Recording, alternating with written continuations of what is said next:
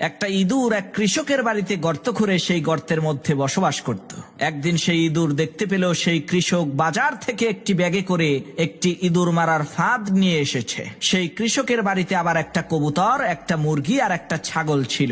সেই ইঁদুর সর্বপ্রথম কবুতরের কাছে গিয়ে বলল, ভাই কবুতর, আজকে তো তোমার মালিক ইঁদুর মারার একটা ফাঁদ নিয়ে এসেছে। ইঁদুরের এই কথা শুনে কবুতর বলল, তাতে আমার কি? ওই ফাঁদ তো আমাকে মারার জন্য আনেনি, এনেছে তোমাকে মারার জন্য। এটা তোমার সমস্যা, তুমিই বোঝো। কবুতরের এই কথা শুনে সেই ইঁদুরটি নিরাশ হয়ে মুরগির কাছে যে ওই ইঁদুর মারার ফাঁদের কথাটা বলল। তখন মুরগিও এই একই কথা বলল, ভাই এটা তো তোমার সমস্যা, এর সাথে তো আমার কোনো লেনা দেনা নাই। মুরগির কথা শুনে সেই ইঁদুর আরো হতাশ হয়ে ছাগলের কাছে গিয়ে ওই ইঁদুর মারার ফাঁদটার কথা বলল।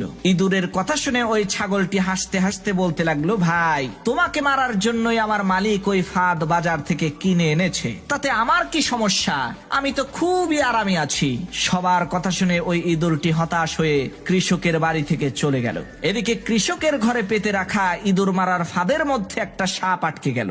রাতের অন্ধকারে ওই কৃষকের স্ত্রী ইঁদুর মনে করে যখনই ওই ইঁদুর মারার ফাঁদটাকে হাত দিয়ে ধরেছে, আর অমনি সাথে সাথে সাপটা কৃষকের স্ত্রীর হাতে কামড় বসিয়ে দিল। তখন কৃষক তার স্ত্রীকে বাঁচানোর জন্য হাকিম কবিরাজ নিয়ে আসলো। হাকিম সাহেব চিকিৎসা দিয়ে বললেন, এই সাপে কাটা রোগীকে কবুতরের স্যুপ খাওয়াতে হবে, তাহলে ইনশাআল্লাহ খুব দ্রুতই সে সুস্থ হয়ে যাবে। সেই কৃষক হাকিমের কথা শুনে তার স্ত্রীকে বাঁচানোর জন্য ওই বাড়িতে থাকা কবুতরটিকে জবাই করে স্যুপ বানিয়ে তার স্ত্রীকে খেতে দিল।